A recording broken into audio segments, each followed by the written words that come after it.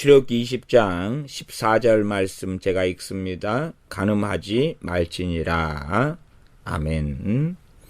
간음하지 말지니라. 십계명 제7계명의 말씀입니다. 그리고 구약에서는 간음에 대한 말씀들이 아주 많이 나와 있습니다. 무엇보다 이 간음하지 말지니라가 단지 그냥 사람과 사람 사이의 윤리 이전에 이 구약 성경에서 핵심 포인트 중에 하나는 뭐냐 하면 십계명 2계명처럼 또 1계명 너는 나 외에는 다른 신들을 내게 있게 말지니라.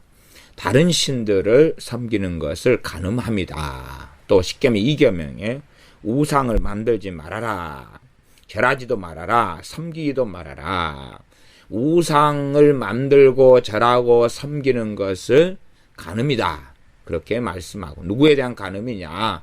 하나님에 대한 배신이고 하나님에 대한 간음이다.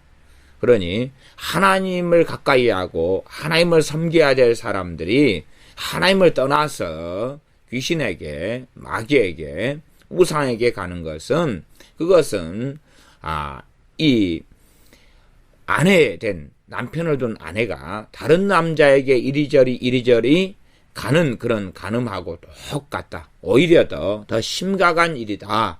라는 말씀의 메시지가 구약성경 전체를 흐릅니다.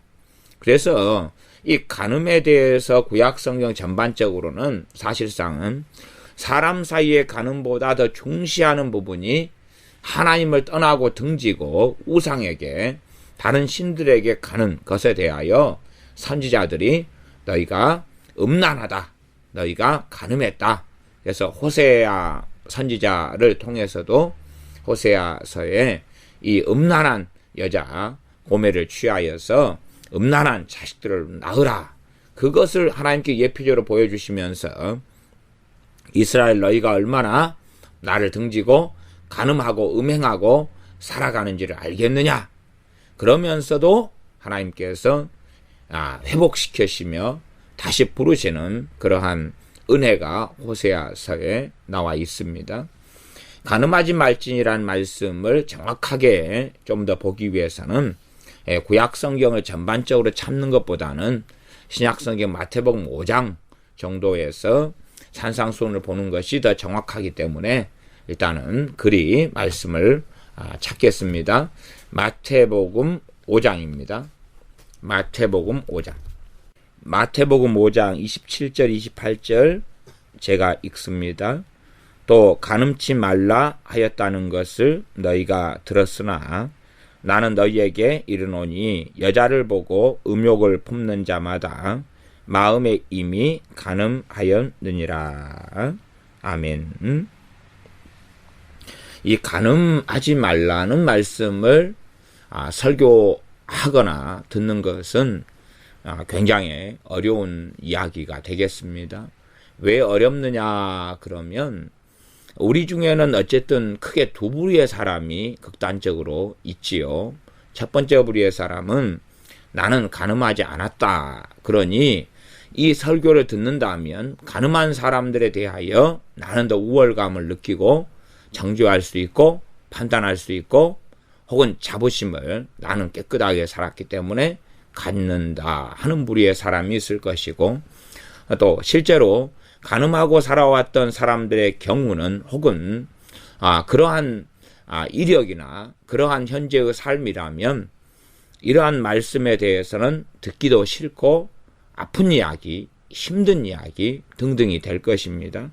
특별히 마태복음 5장에서는 간음 문제를 이야기하면서 이혼 문제까지 함께 등장하고 있습니다. 그래서 31절로 가면 이 사이에 백체 이야기가 나오면서 31절, 32절로 가면 또 일러스되 누구든지 아내를 버리거든 이혼 증서를 줄 것이라 하였으나, 과거의 재력, 과거의 직장, 일은 남자가 가지고 있었고 남자들의 입장에서 아내가 마음에 들지 않을 때들이 있었다는 사실이죠. 그래서 이혼 증서를 남자 입장에서 여자에게 줘버리고 여자를 버려버리죠. 여자들은 이제 살아야 되는데 먹고 살 길이 없으니까 다른 남자하고 결혼을 해야 되는 상황이 벌어졌었습니다. 남자들에게는 좀 더 많은 권한을 준 것처럼 여겨져서 돈도 있고 재력도 있으니까 여자에게 이혼 증서를 줘서 싫은 여자, 마음에 안 드는 여자, 또 어떨 때 자기 아내가 마음에 안 들겠습니까? 다른 여자가 마음에 들어와 버리면 자기 아내는 꼴보기가 싫어지겠지요. 그래서 싫다. 그러면서 율법적으로 이혼 증서 써가지고 내어 버리는 일이 벌어집니다. 32절 나는 너희에게 이르노니 누구든지 음행한 연고 없이 아내를 버리면 이는 저로 간음하게 함이요 또 누구든지 버린 여자에게 장가드는 자도 간음함이니라. 31절 32절 말씀으로 가면 상당히 이제 어려운 이야기가 등장하게 됩니다. 음행한 연고 없이 아내를 버리면 이는 저로 간음하게 합니다. 그러면 상대방으로 간음하게 합니다. 그러면 죄를 과연 누가 짓는 거냐? 내가 짓게 한 거지요. 짓게 한 건데 그러면 그것도 간음죄냐 아니냐? 이까지는 지금 성경이 정확하게는 이야기하지 않습니다. 어쨌든 필연적으로 죄를 지은 거죠. 간음죄보다 무거울까 낮을까? 그것도 이야기하지 않습니다. 어쨌든 지금 무서운 죄를 남자가 짓고 있는 것이다. 그 정도만 이해해도 좋겠습니다.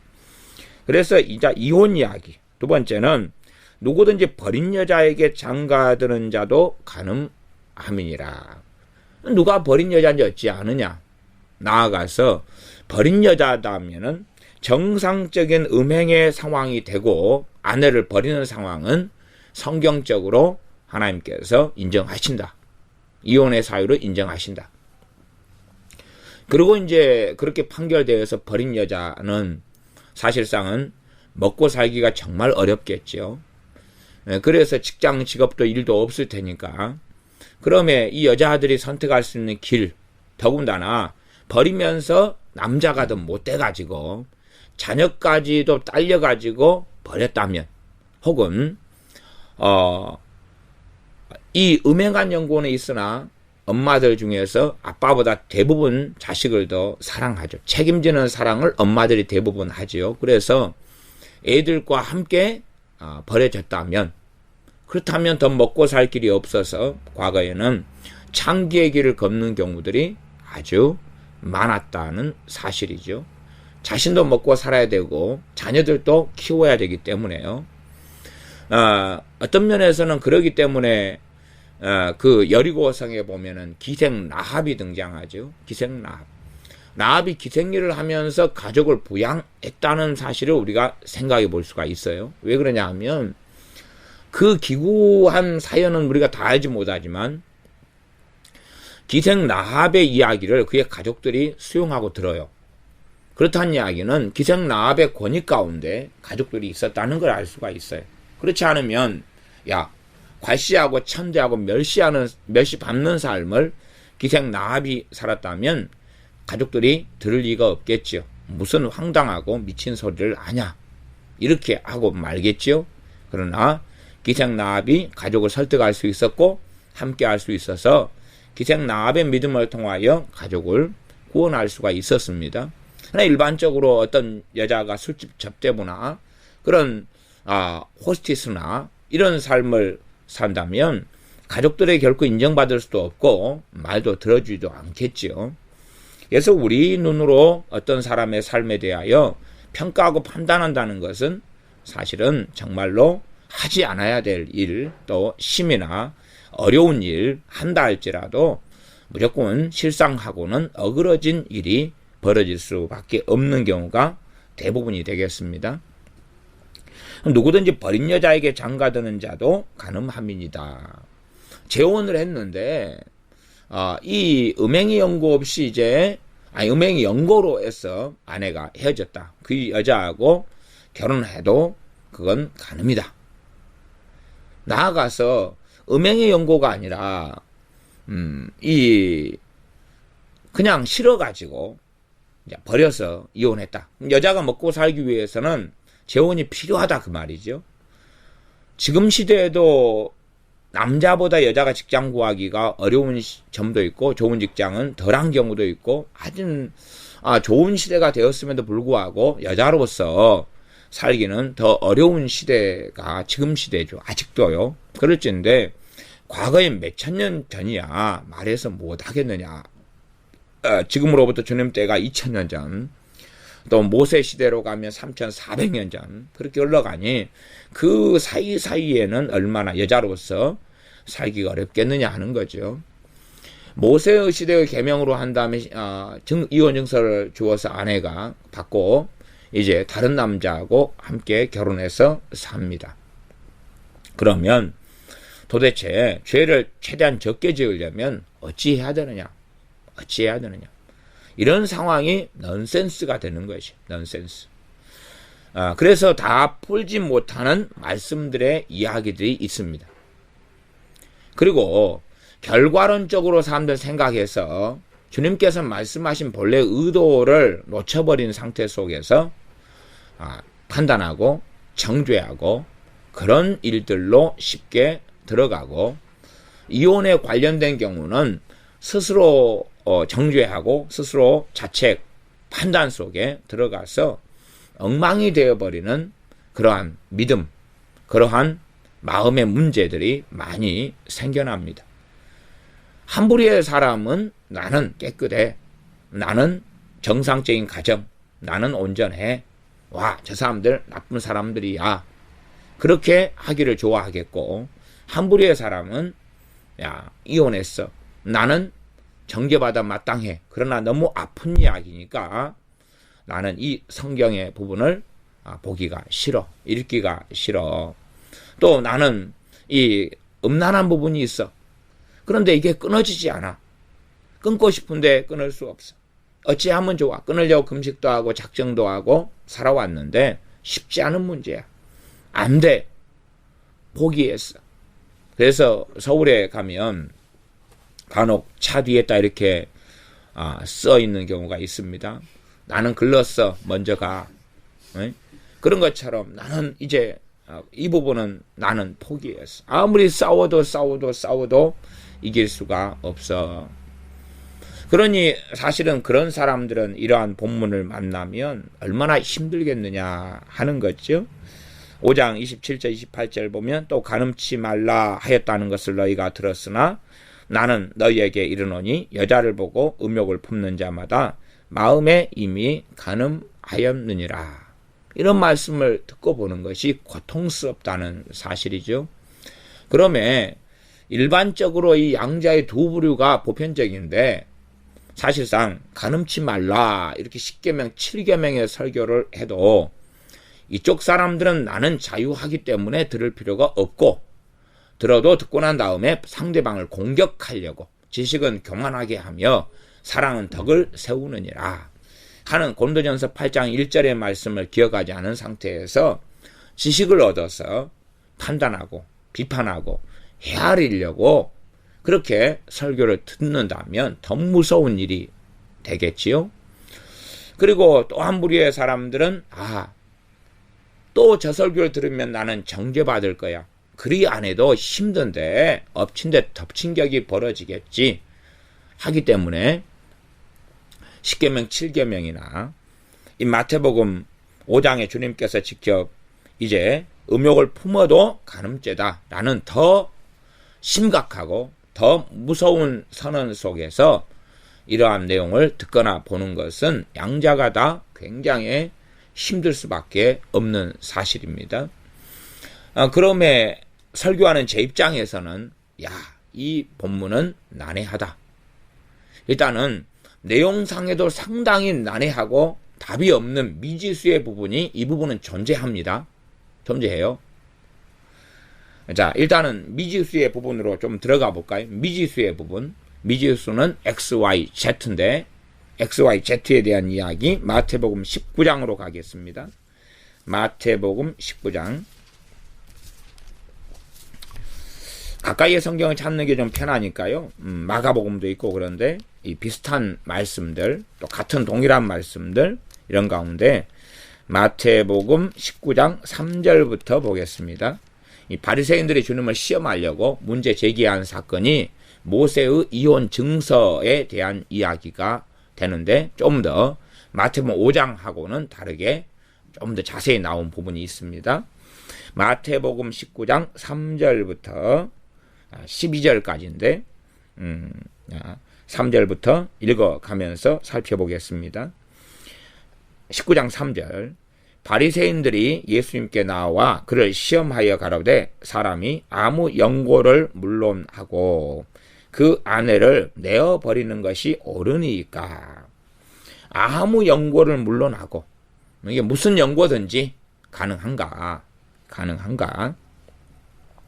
물론 모세는 이 이혼 증서에 대한 이야기가 신명기 24장에 있습니다.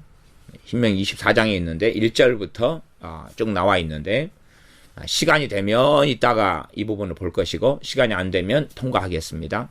시간이 안 돼서 혹시 못 보았다면 나중에 혼자 살펴보시기 바라겠고, 어쨌든 신명기 24장에는 물론 아무 연고가 아니라 지금 연고를 모세는 이야기하고 있습니다. 이야기하고 있어요. 근데 이 바리새인들은 모세가 이야기한 연고를 제껴놓고, 그리고 이제 아무 연고를 물론하고 그 아내를 내어버리는 것이 옳으니까, 이렇게 이혼에 대해서 특별히 지금 남자 입장이잖아요. 남자 입장에서 이혼에 대하여 좀 자유하게 될 수 있느냐. 그리고 이제 주님께 시험을 건 거지요. 그때 주님께서 4절부터 예수님께서 대답하여 가라사대 사람을 지으시니가 본래 저희를 남자와 여자로 만드시고 말씀하시기를 이러므로 사람이 그 부모를 떠나서 아내에게 합하여 그 둘이 한 몸이 될지니라 하신 것을 읽지 못하였느냐. 원론적인 창세기 2장의 말씀을 주님이 하시고, 이러한 즉 이제 둘이 아니요 한 몸이니 그러므로 하나님이 짝지어 주신 것을 사람이 나누지 못할지니라. 하나님이 부부로 만든 것을 사람이 나누지 못한다. 이것도 이제 어려운 이야기죠. 정말 하나님이 짝지어 준 부부는 정말 누군가. 아담과 하와는 맞고, 또 아브라함과 사라 정도도 맞을 것처럼 보이고, 그리고 이삭과 리브가는 그 신비한 응답이 되어서 기도응답으로 되어졌기 때문에 하나님이 짝지어 준 게 맞고, 그 다음에 야곱과 라헬 아닐 거고, 자기가 좋아가지고 막 했기 때문에, 말하자면 라헬이 왜 이 드라빔을 자꾸 밝히고 믿음이 없는 가운데 그렇게 끊임없이 자기 언니를 시기 질투하고 그러면서 비참하게 살다가 갔는가. 라헬의 마음속에는 누가 주님 자리에 있죠? 남편 야곱이 주님 자리에 있습니다. 끊임없이 그걸로 살아가니 사실은 하나님을 제대로 섬길 수 없는 이유가 될 수밖에 없지요. 그래서 그런 부분에서 나아가서 이제 이 야곱과 라헬의 언니 레아의 경우다. 그러면 야곱과 레아는 누가 짝지어 줬습니까? 하나님일까요? 아니면 삼촌 라반일까요? 삼촌 라반의 사기에 걸린 거지요. 그것을 하나님의 섭리고 주권이다, 예정이다, 운명이다 뭐 가면 좀 골치 아픈 이야기가 될 것이고, 그래서 모든 부부들이 하나님의 어떤 운명론적인 짝이 있는가, 그런 식으로 간다면 그것은 말이 안 되는 이야기가 될 수밖에 없겠습니다. 예를 들어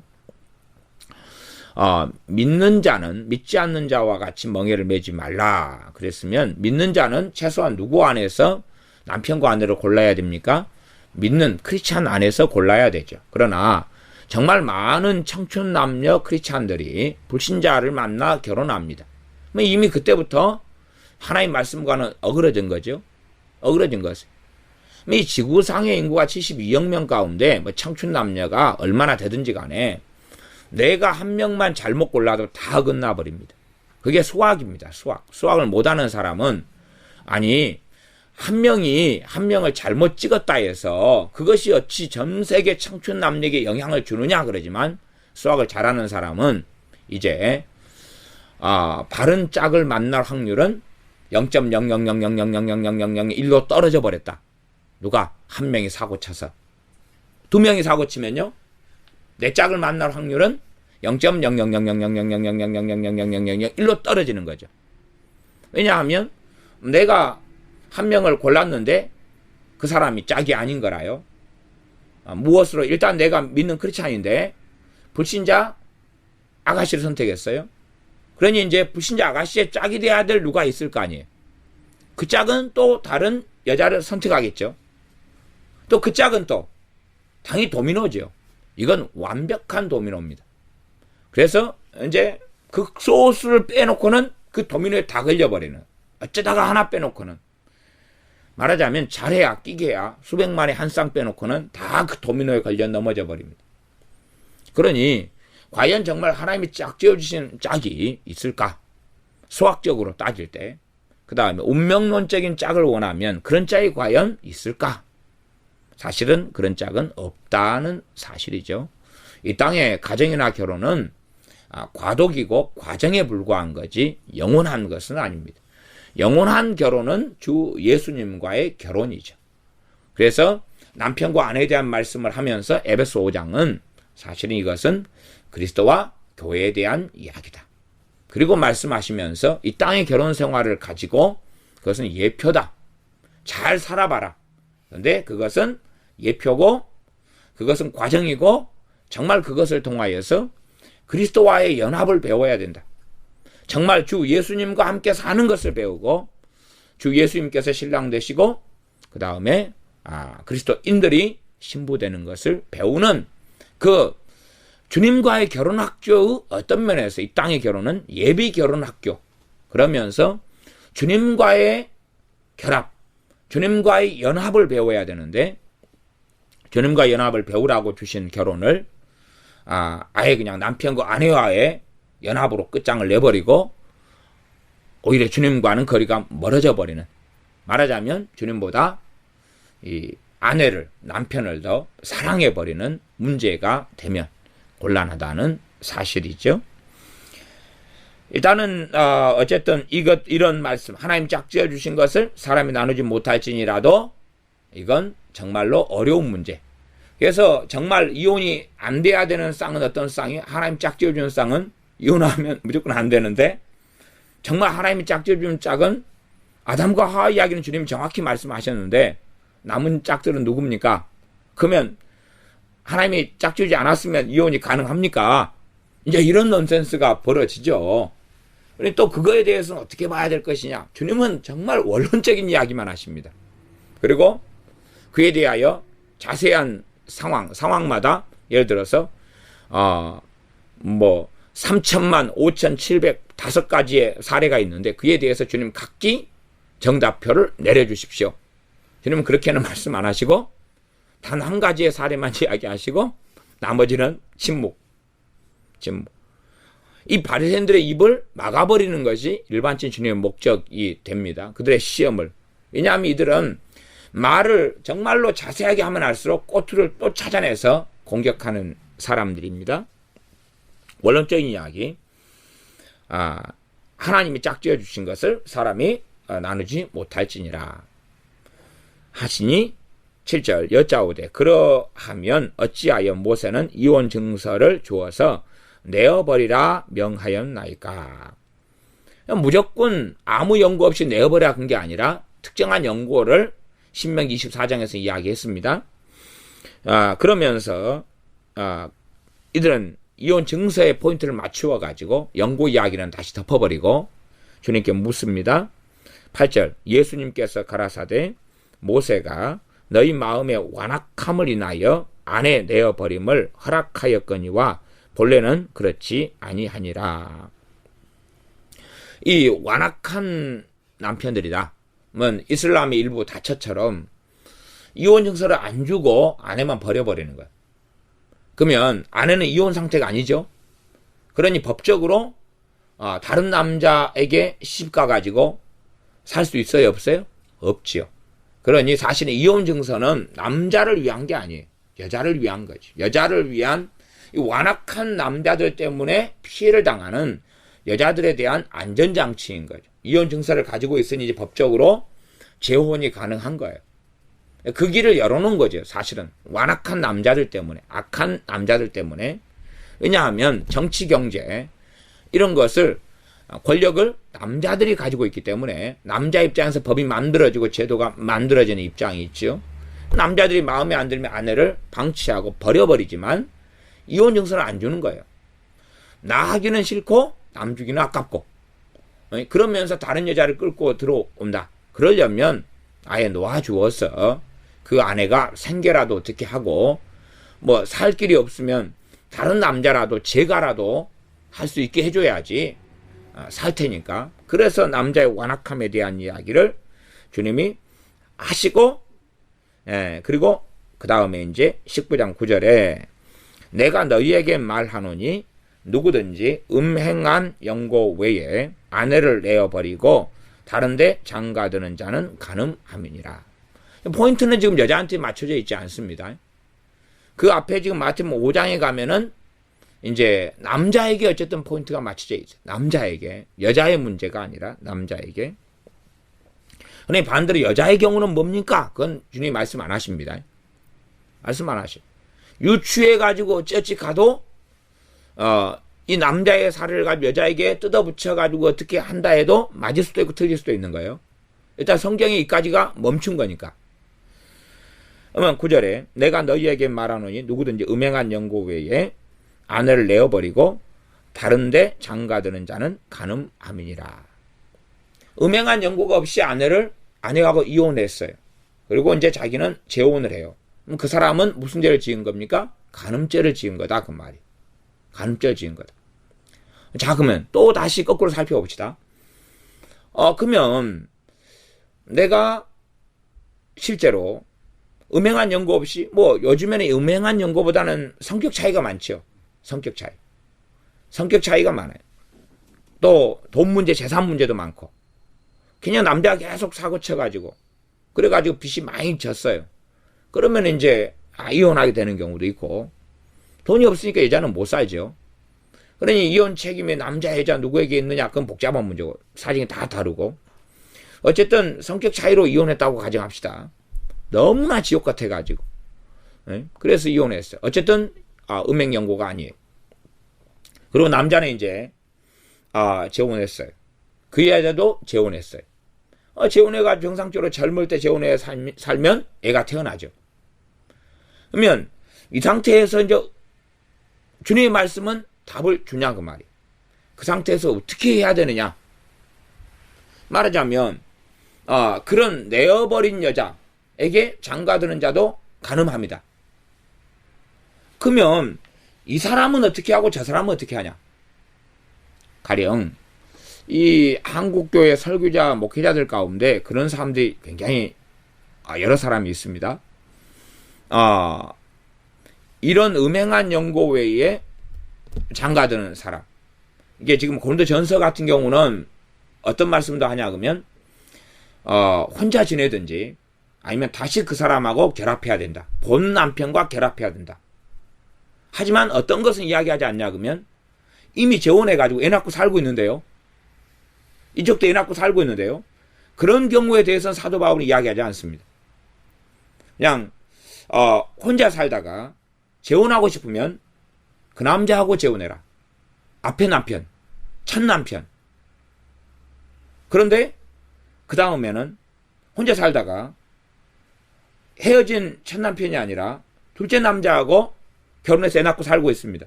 이런 경우 어떻게 해야 됩니까? 사도 바울이 말 안 해요.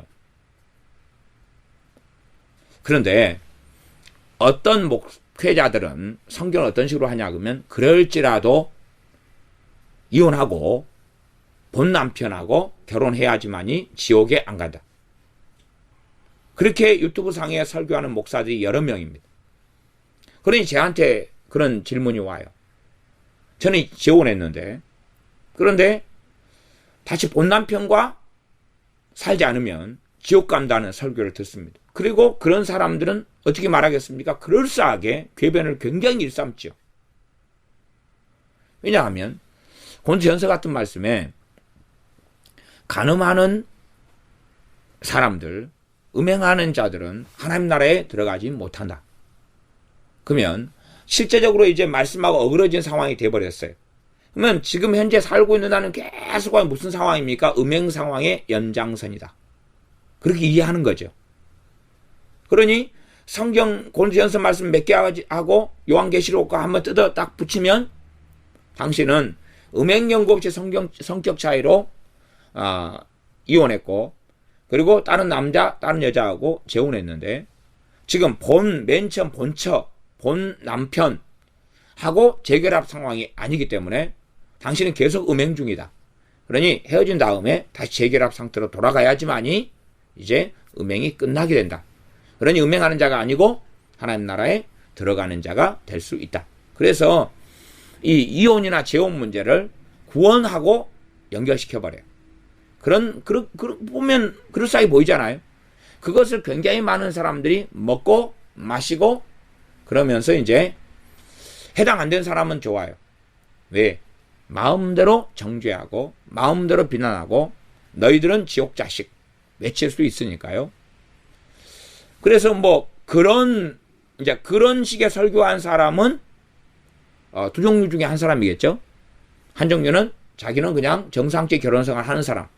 또 한 종류는 자기가 이혼했다가 음행 연고 없이 하고 다른 사람과 살다가 그 말씀을 보고 지옥 안 가려고 스스로 깨달음 얻어가지고 헤어져가지고 본체랑 다시 재결합했어요. 자기는 재혼해가지고 여기까지 나왔는데 본체는 감사하게 결혼 안 하고 혼자 애들 키우고 살고 있었거든요. 그래서 두 번째 아내를 버려버리고 애들도 줘버리고, 애들 이야기는 성경에 없으니까 없잖아요. 데리고나 버리나. 그리고 자기만 가가지고 본체하고 결혼했어요. 그러면서 이제 난 구원받았다. 그리고 봐봐, 나는 이런 결단을 내렸어. 당신은 또 그런 결단을 내려. 그렇지 않으면 지옥 갈 거야. 그런 두 부류 중에 한 부류겠죠. 그러니 참 이 말씀이 난해한 말씀을 가지고 얼마나 많은 사람들이 미혹되고 큰일이 나는지 하는 것을 저 같은 경우는 직간접적으로 경험을 합니다. 그런 복잡한 분들이 연락을 하시니까요. 자, 그러면 그래서 일단 19장 9절을 보면 내가 너희에게 말하노니 누구든지 음행한 연고 외에 아내를 내어버리고 다른 데 장가드는 자는 간음함이니라. 그러면 이제 간음을 했어요. 다른 데 장가들었어요. 어떻게 할 거예요, 이제? 헤어져야 돼요, 말아야 돼요? 그 여자는 또 어떻게 해요? 더군다나 애까지 낳았어요. 애도 근데 실력이 좋아가지고 한 번에 새 쌍둥이를 낳아버렸어요. 그럼 어떻게 할 거예요, 이제? 이 다양한 상황들에 대해서는 성경이 말씀하지 않습니다.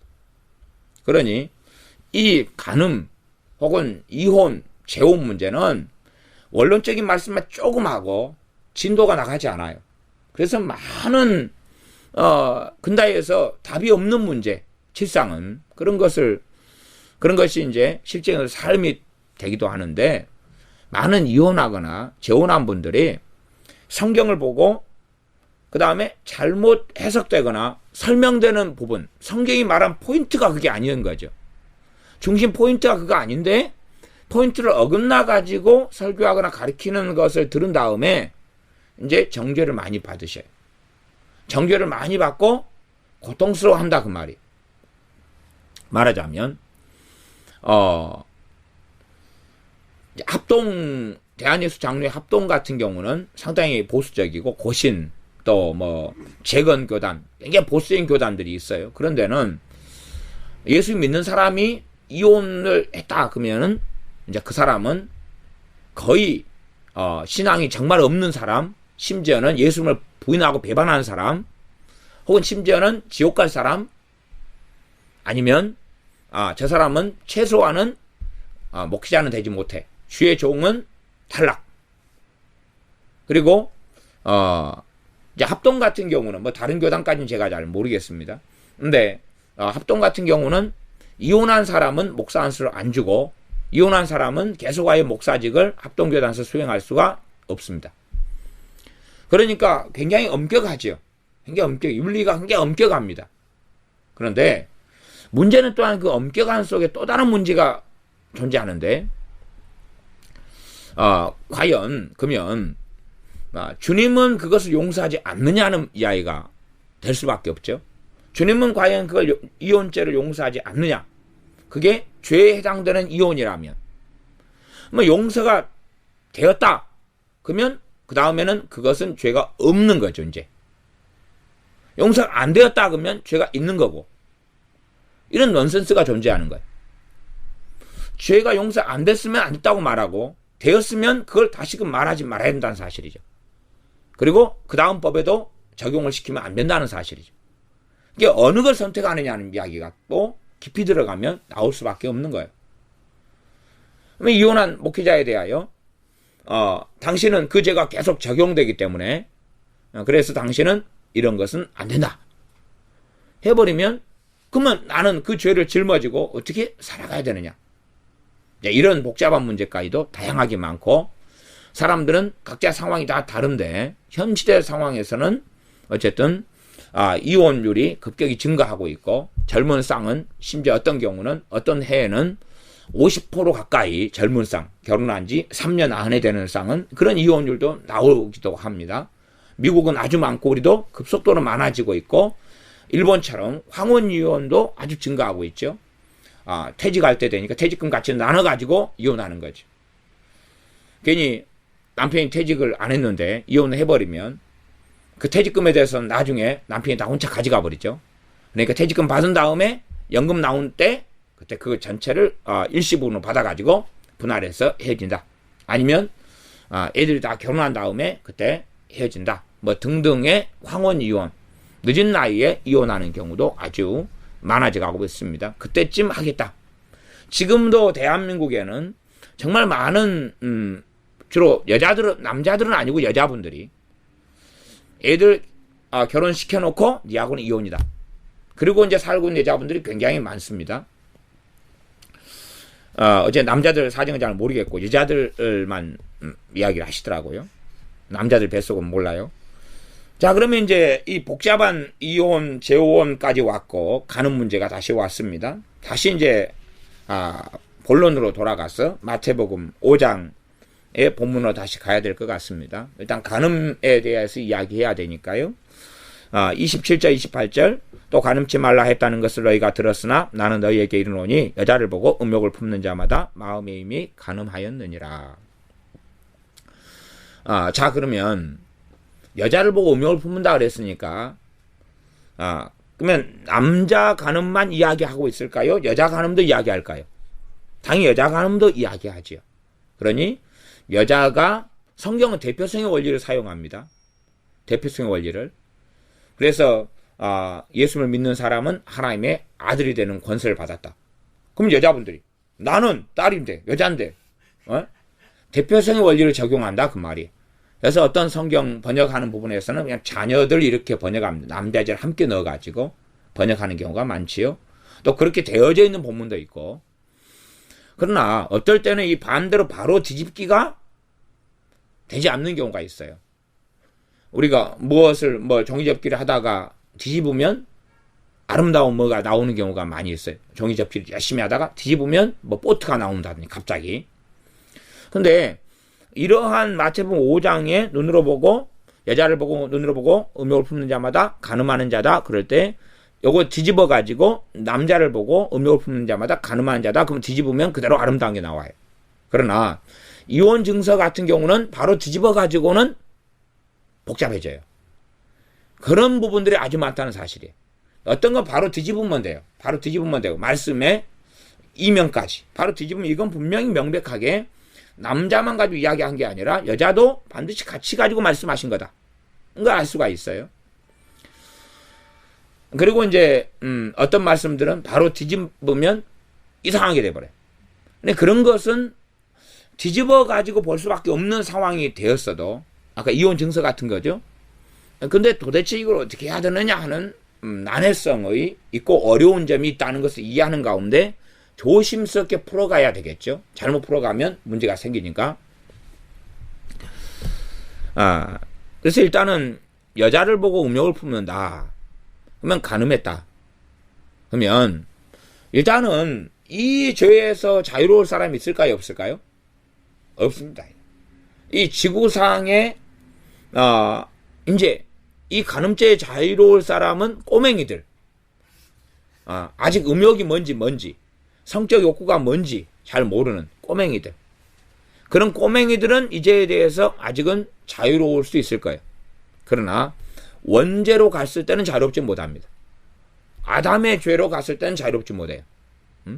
그러나 일단은 이제 지금 현재 상에서 원죄를 빼고 현재 상에서 볼 때는 아직 성적인 욕구는 알아요, 얘는 그래서 일찍 태어나자마자 막 성기를 만지고 남자들 같은 경우는 자주 그래요. 성적 욕구는 있으나, 그러나, 1살짜리가 성적 욕구는 있어요. 그렇지만은, 1살짜리 남자애가 여자를 삐끔해 보면서, 그건 이제 없는 거예요. 아무리 봐도. 그러니까 걔들은 일단은 이 부분에 있어서는 자유롭죠. 그러나, 이제 성경기, 성발달기, 성정체성을 가지고 발달한 남자여자가 되면서는 그 다음에 이 죄에 대해서는 이제 점점점 자유로워지지 못하게 되어져요. 그러면 지금 이혼을 어떻게 했든지 혹은 간음을 실제적인 간음을 했든지 혹은 뭐 버린 여자에게 장가들어서 그 다음에 간음을 하든지 뭐 등등 무슨 일을 하든지 간에 눈으로 보고 음욕을 품는 것도 간음죄고 그것도 간음죄예요. 간음죄의 경중은 있겠죠.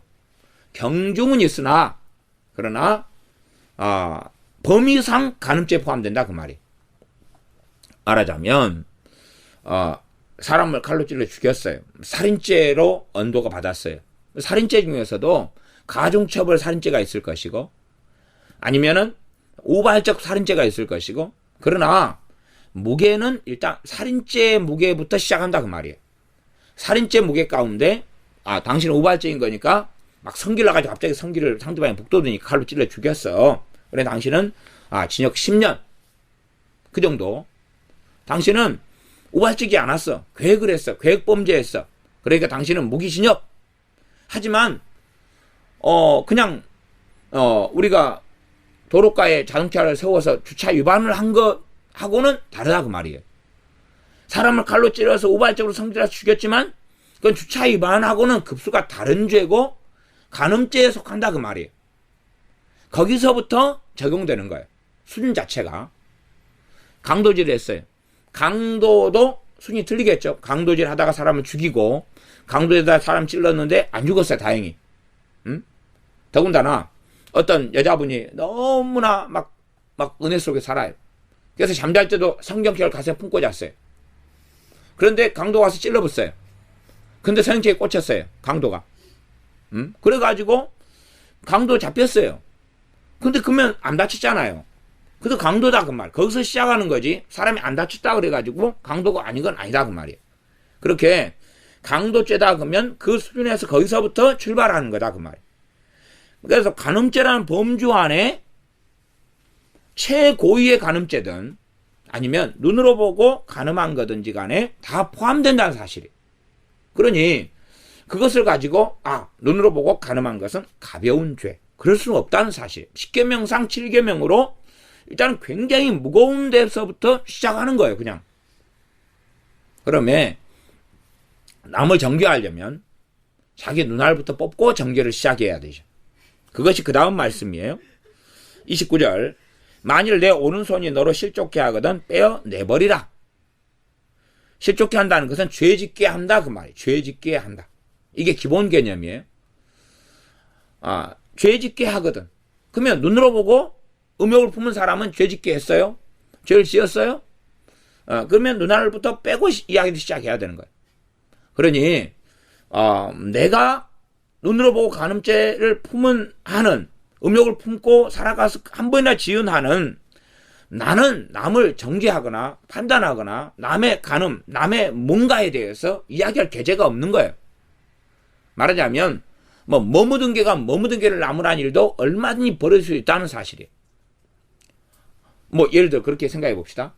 한 사람이 이제 신체적인 간음을 했어요. 신체적인 간음. 직접적인 간음을 했어요. 한 번 했어요. 근데 나는 눈으로는 잡지, 이쁜 여자들의 뭐 잡지, 그걸 뭐라 하죠? 토끼, 뭐 레빗, 뭐 있잖아요. 플레이보이. 예. 플레이보이지를 갖다 놓고 보면서 달마다 또 뭐 사보면서 3,000번을 했어요. 물론 그 여자는 나를 몰라요. 플레이보이에 나온 여자들은 나를 모르지만 나는 플레이보이지를 보면서 3,000번을 그 여자들을 간음을 했어요. 어떤 사람은 한 번 했어요. 그러면 경중이 누가 높을 것이냐?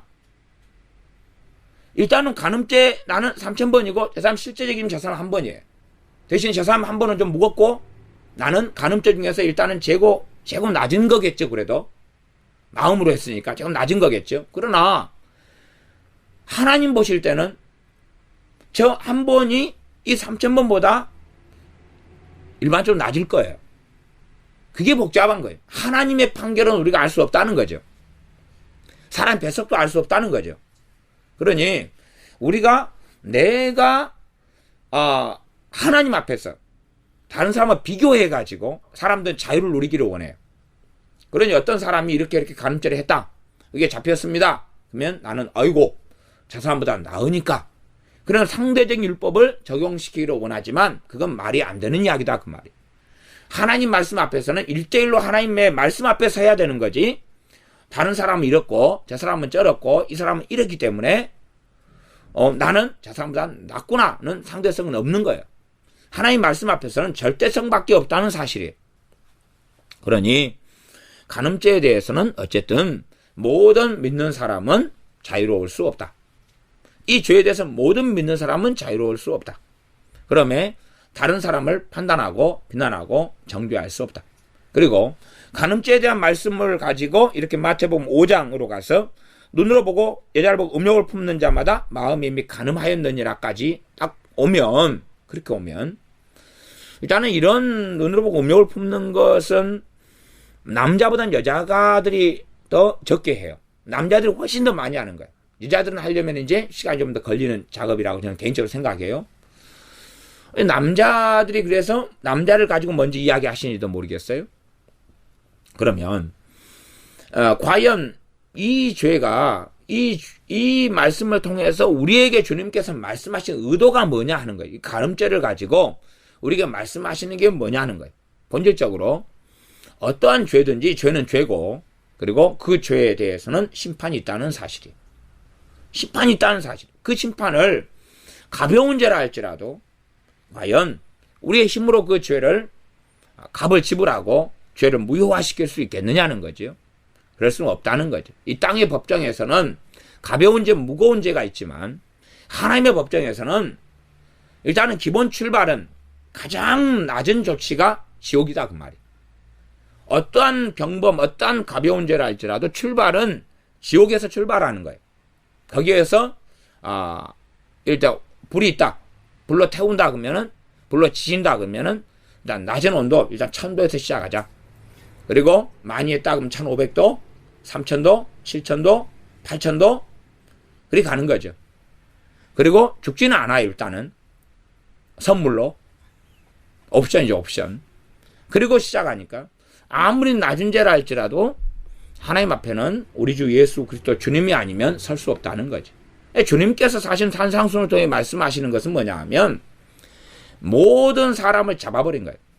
모든 사람 예외 없이 모든 사람을 잡아버린 거예요. 도망 못 가게. 너희들은 죄인이다. 어쩔래? 봐봐. 자유로운 사람이 있느냐? 그런데 이 교만한 사람들일수록 자기가 도망갈 구멍을 파놓고 면죄부를 발급을 스스로 자꾸 한다는 사실이죠.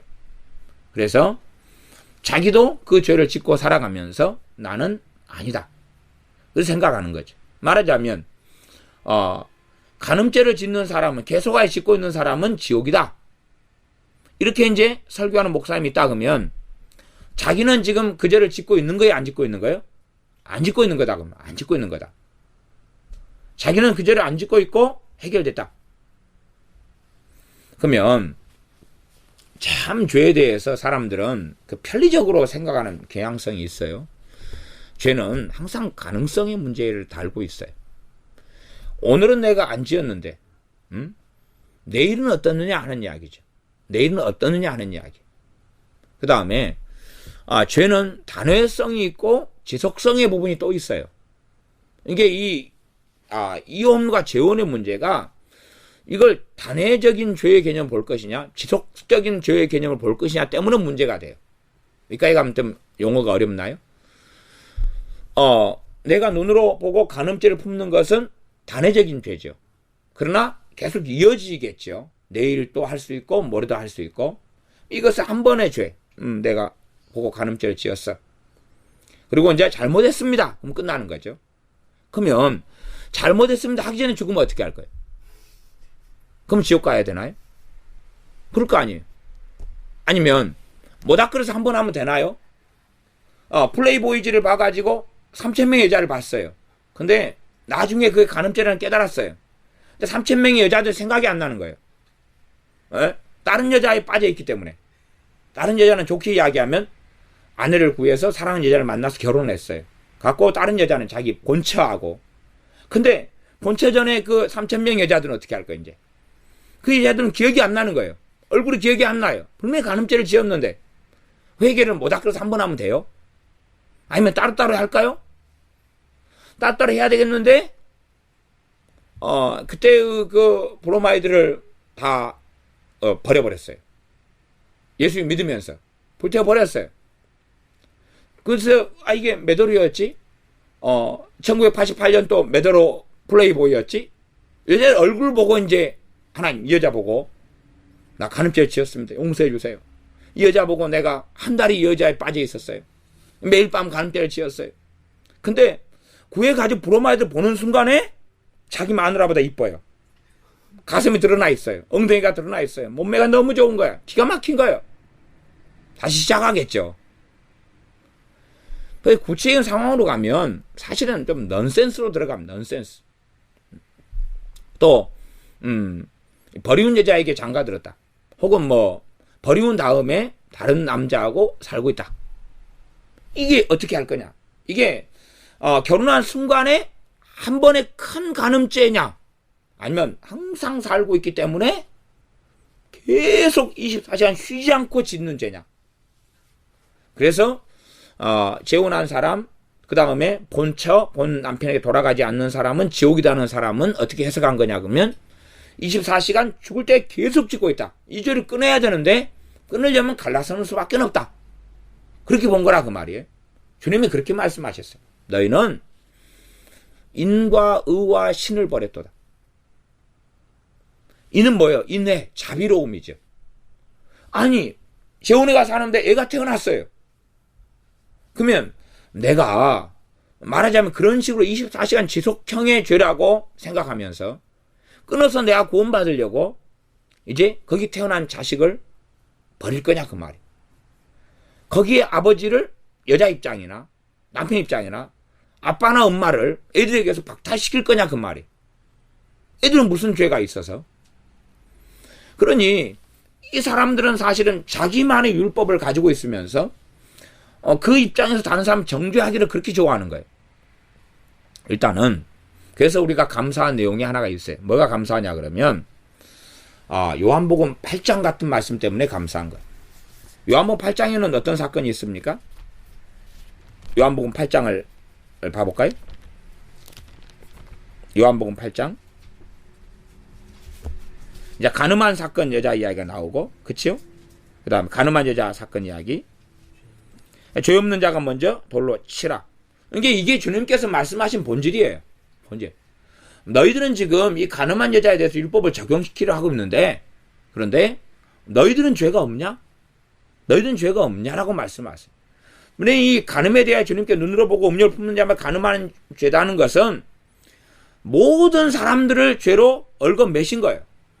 사람들이 가지고 있는 죄의 본질을 밝히 드러내시면서 너희들은 메시아가 없으면 경종은 너희들이 구별할지 몰라도 그러나 하나님의 무게에 있어서는 지옥부터 시작이다. 그러니 그 죄의 문제를 어떻게 하겠느냐는 건데 이런 말씀을 들으면서 남에 대하여서 이야기하는 거예요. 남에 대해서 이야기한다고 보는 거예요. 자기 문제가 아니라 자기하고 하나님 사이에 어떻게 할 것이냐인데 우리는 끊임없이 남의 이야기로 보는 거예요. 너희들은 어떻게 할래? 두 번째, 하나님과 내 사이에 어떻게 할래? 그러면 내 힘으로는 해결할 수가 없는 거예요. 죄의 문제는 주님을 구할 수밖에 없는 거예요. 그러니 이런 간음죄를 읽고 들으면서 주님을 구하는 것만이 답이에요. 그리스도의 십자가로 나아가는 것만이 답이에요. 근데 많은 사람들은 이것을 윤리의 문제로 보는 거예요. 윤리의 문제는 양심의 문제가 결부되고, 우리 양심은 고통스럽고 윤리적인 문제니까 힘들고 결단하고 결심하는 문제로만 가는 거예요. 그러나 정말로 주님 앞에 가서 그 윤리의 문제 이전에 형법의 문제라는 거 알아야죠. 형법. 윤리는 법으로, 법률로 제재하지 않아요. 제재하지 않아요. 형법으로 들어가면 그건 처벌이 있는 거예요. 정죄가 있는 거죠. 너가 죄다. 재판이 떨어지는 거죠. 하나님 말씀은 윤리의 문제 이전에 형법의 문제예요. 죄라고 성경에서 하나님께서 딱 명시해버리는 그런 거죠. 심지어 로마서로 가면 믿음으로 행치 아니하는 모든 것은 죄니라 그랬어요. 그러면 그 정도 말씀을 보면 이제 이건 믿는 사람이라 할지라도 지속적인 죄가 돼버리고 말아요. 아니, 피자 먹을 때 믿음으로 먹을 거예요? 치킨 먹을 때 믿음으로 먹을 거예요? 화장실에 가서 믿음으로 변비 걸린 사람은 그럴 수 있어요. 그러나 변비가 안 걸린 사람은 그냥 잘 나오니까 잘 편하게 용변을 볼 거 아니에요. 변비 걸린 사람은 힘을 쓰다가 안 되니까 주여 믿습니다. 그리고 할랄랄랄랄라 그러고 믿습니다. 그리고 방언하면서 이렇게 할 수 있을 거예요. 그럼 그때는 이제 딱 죄가 아니겠죠. 그 믿음이 무슨 믿음인지 몰라도 애 낳을 때 그냥 믿음으로 애를 낳아야 되는데 믿음으로 애를 낳으려고 그랬는데 제왕절개이기 때문에 의사가 마취를 시켜버렸어요. 갖고 그냥 믿음으로 애를 못 낳고 마취돼가지고 제왕절개가 태어나버렸어요. 죄를 짓게 되죠 이제. 그래서 자연분만 하면서 믿음으로 해야 되는데 너무나 아파요. 그러니까 막 남편한테 성질이 나요. 믿음으로 그냥 못 해버리는 거예요. 그게 또 죄가 되겠죠. 이게 사실은 참 하나님의 말씀을 깊이 들어가면 우리는 끊임없이 발견해야 되는 게 우리 주 예수 그리스도가 아니면 하나님 앞에 설 수 없다는 사실이에요. 그것을 계속하여 발견하여 죄의 문제가 드러나면 주님을 찬양하고 감사하고 노래하는 자로 들어가야 되는데 우리는 스스로 의로워지기를 원하기 때문에 나는 어떻게 하면 도피시키고 그 다음에 다른 사람을 그 자리에 집어넣어서 나는 우등한 사람, 다른 사람 열등한 사람으로 만들 것이냐. 거기에가 관심이 있고 혹은 주님 빼고 죄의 문제를 접하니까 힘들죠. 힘들어요. 힘들어서 피하고 싶은 거죠. 아니게끔 하고 싶은 거죠. 그런 문제로 들어가는 경우가 많다는 사실이죠. 그래서 이러한 구체적인 상황으로 가서 재혼 문제 어떻게 할 것이냐, 간음 문제 어떻게 할 것이냐, 실질적인 이혼 문제 어떻게 할 것이냐. 사실은 그런 데는 성경이 자세한 답을 주지 않습니다. 실제로 대부분은 정답 자체가 없습니다. 또 하나 감사할 것은 그거예요. 요한복음에 보면 사마리아 여인이 나오죠. 이제 이런 간음의 사건에 대해서 이혼, 재혼 이렇게 있다 그러면은 이제 정확한 말씀은 안 하지만 그러나 이제 진짜 오리지널 말씀은 이 요한복음 4장에가 있어요. 요한복음 4장에 보면 주님과 사마리아 여자 이야기가 나옵니다. 주님과 사마리아 여인. 대신에 정답표를 주님은 던져주시지는 않습니다. 정답표는 오직 단 하나입니다. 주님. 메시아 단 하나입니다. 메시아 단 하나고 주님께서 사마리아를 통과해 가시다가 목이 마르셔서 우물가에 앉으십니다. 그때 사마리아 여자 하나가 물을 길러 옵니다. 요한복음 4장 7절입니다. 사마리아 여자 하나가 물을 길러 왔음에 예수께서 물을 좀 달라 하시니 그리고 이제 사마리아 여인이 어떤 여자인지가 나옵니다. 제가 지금 일단은 눈으로 보고 음욕을 품는다 그래도 단회적인 죄라는 개념을 가진 사람들은 좀 더 면죄부를 빨리빨리 받을 수 있겠죠. 회개하면 되니까. 대신에 그러나 회개 못하면 지옥 갈 수가 있는 거예요. 이까지는 제가 하는 유머고 농담이었습니다. 기억 못하고 회개 못한 죄가 있으면 지옥 간다. 그건 아닙니다. 모든 죄를 다 회개하고 죽는 사람은 거의 없다. 있어도 천만에 하나. 뭐 정말 엘리야 선지자, 에녹 선지자 정도 되는 사람들 그 정도겠죠. 순교자라 할지라도 그 정도가 되지 않습니다. 순교도 준비 시간 안 줘버리니까 한순간에 총 맞아버리니까 빽 하면서 아차차 그리고 죽어요. 그리고 이제 이 재혼을 해가지고 성경이 인정하지 않는 재혼을 했다. 음행 연고 없이 서로 이혼하고 양자다 양쪽 다 재혼 상황이에요. 그래가지고 했다. 그러면은 이것을 어떤 이상한 목회자들의 성경 해석처럼 연속적인 죄로 봐버린다. 저는 그걸 단회적인 죄로 보거든요. 일단은 연속적인 죄로 본다. 그러면은 더 무서운 거예요. 이제 어쨌든 그런 상황이라고 일단 가정하고, 그러면 그에 대해서 그래도 그렇게 한다 할지라도 요한복음 4장을 통해서 사마리 여인을 통해서 어쨌든 답을 얼마가는 제시해 주신다는 사실이죠. 사마리 여인에게 물 달라 하니 사마리 여자가 당신 유대인이지 않느냐 그러면서 주님께서 이 여자에게 밑도 끝도 없이 하시는 말씀이 4장 10절입니다. 이게 사람은 율법적으로 보면은 밑도 끝도 없이 뭘 이야기해야 되겠습니까? 회개해라.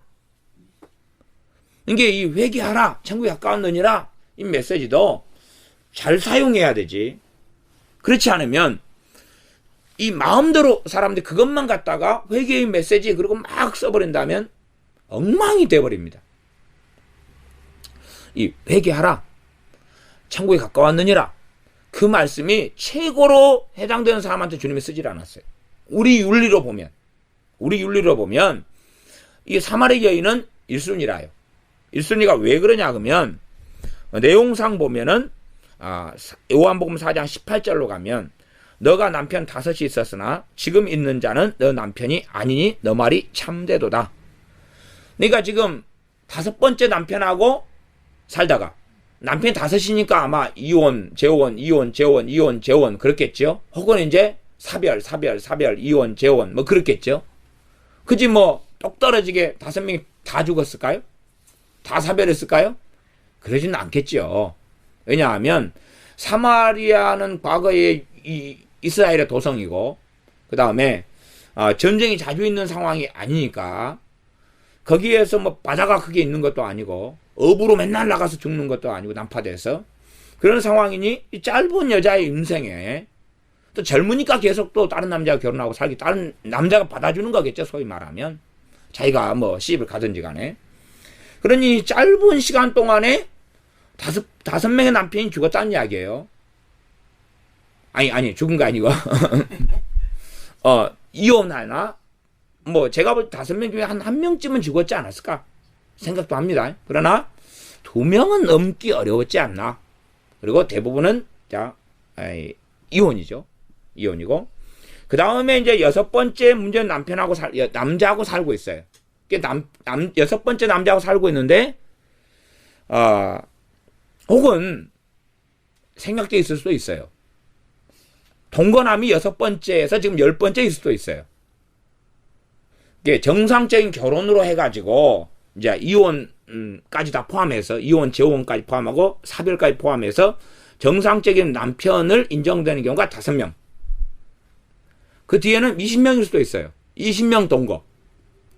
6번째일 수도 있고 그까지는 모르는데 일반적으로는 6번째 남자하고 살고 있는데 결혼 상태는 아니다. 이거 일반적으로 하지만 그건 성경에 없는 이야기니까. 어쨌든 주님께서 하시는 말씀은 4장 18절에 너가 남편 5이 있었으나 지금 있는 자는 너 남편이 아니니 너 말이 참되도다. 여자가 뭐라 하냐면 남편 좀 불러오라 그러니까 난 남편이 없습니다. 그거 17절에 대답을 해요. 나 남편 없어요. 그러니까 니 참말하고 있네? 하지만 딴 사람이 들을 때는 좀 주님하고 사마리 여자가 좀 너무 좀 말씀이 좀 과하십니다. 너무 여자 편에서 너무 봐주시는데요? 그렇게 말할 수 있잖아요. 주님은 지금 진리상 말씀하는 게 아니라 이 여자가 믿고 있고 생각하는 상황상 말씀을 하고 계시는 거예요. 그래서 여자에게 뭘 주시기 위해서요? 진리의 말씀을 하시기 위해서 그러시는 거죠.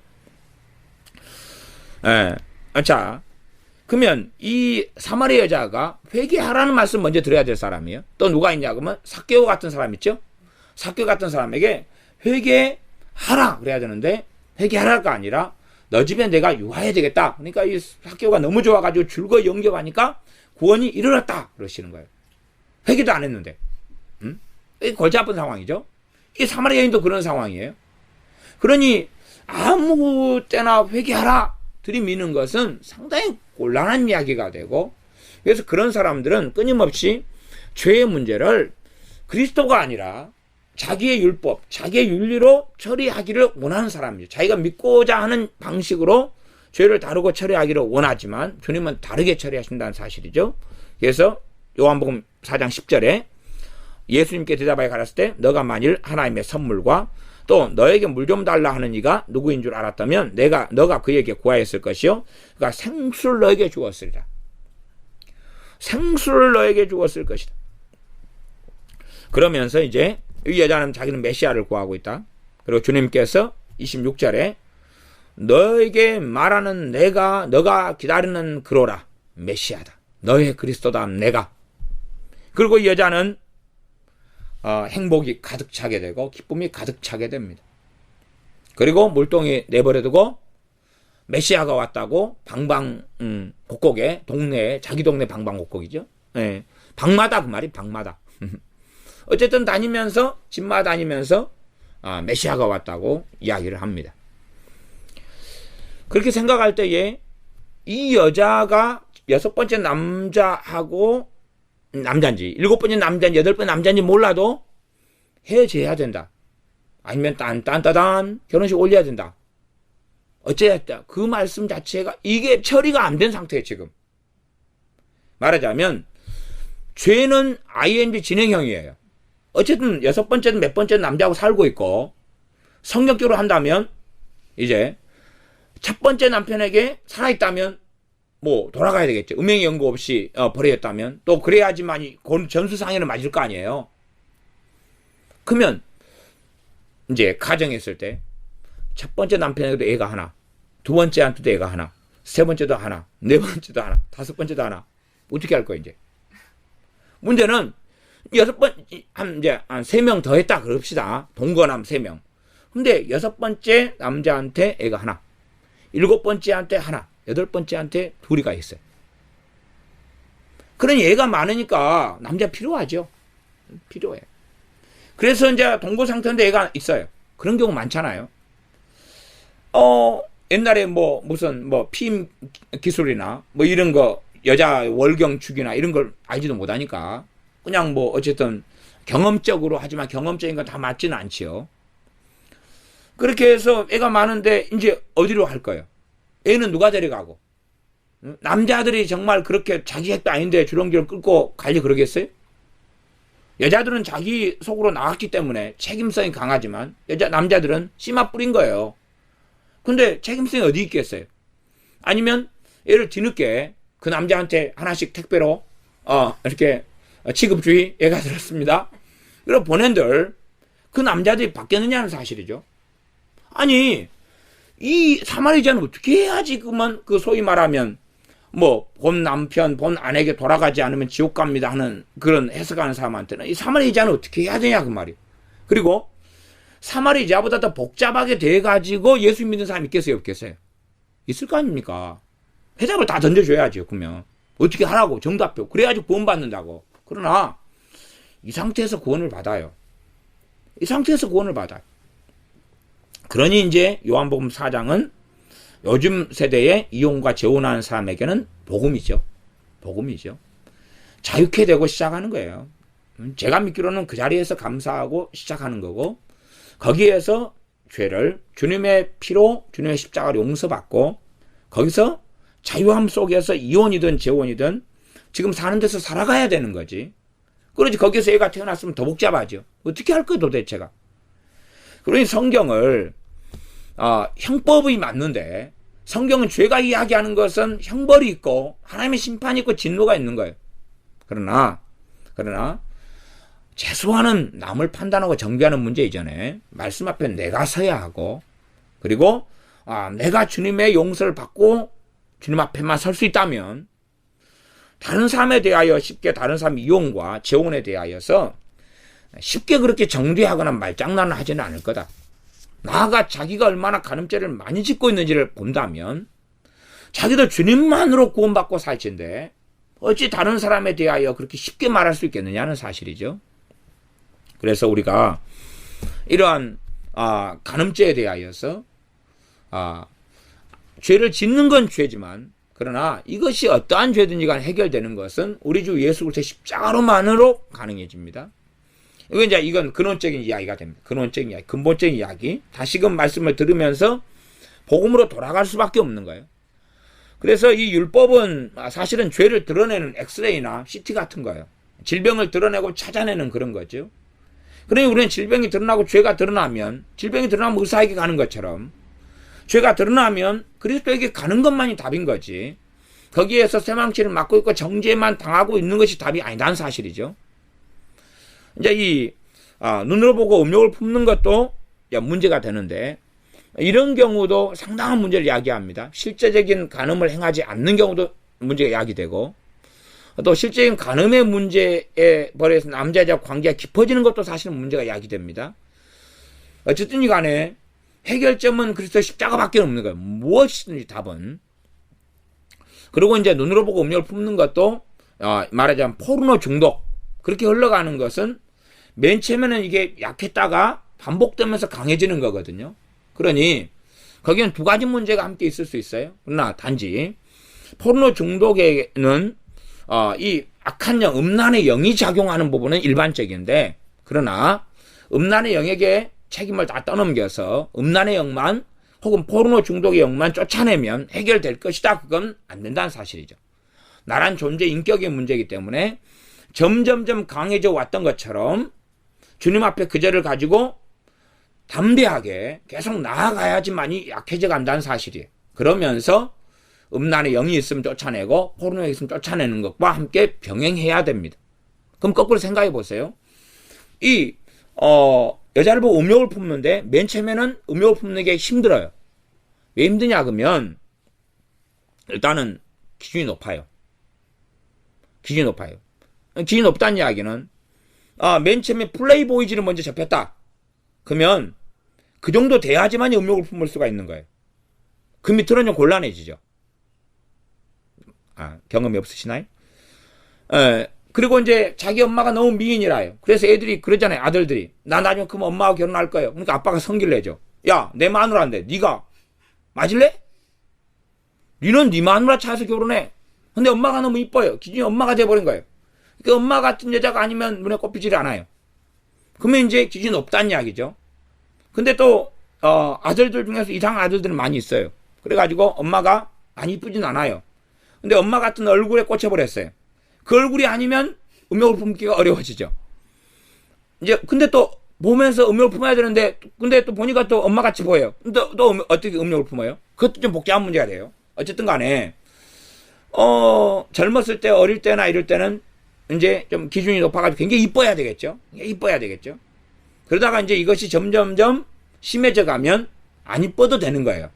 더 심해져 가면 치마만 두르면 되는 거예요. 이제 남자 입장에서 이야기하면. 그래서 이제 제 아는 어떤 분은 이제 그게 점점 심해지니까 치마만 두르면 된다고 그러더라고. 치마만 두르면 이제 어느 정도 다 가능하다고 그렇게 그냥 자기는 만인의 연인이다고 치마만 두르면 어느 정도 다 가능하다고 뭐 그래 하여튼 별 이상한 이야기를 많이 합니다. 그래서 안 만나요 이제.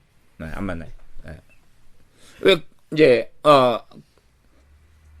친구인데 또 목회자였는데 거기 가면은 포르노 비디오가 있고 거기 가면은 그리고 브로마이드가 있고 다 그렇게 있기 때문에 이제 가면은 이제 저도 골치 아파져요 이제. 그러니까 이제 그런 지가 물론 옛날 이야기입니다. 10년이 막 넘은 이야기죠.